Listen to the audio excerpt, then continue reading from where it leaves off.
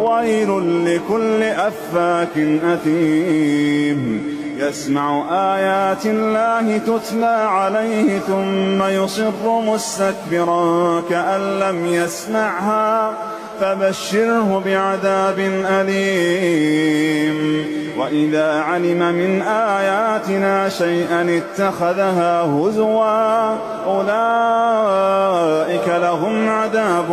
مهين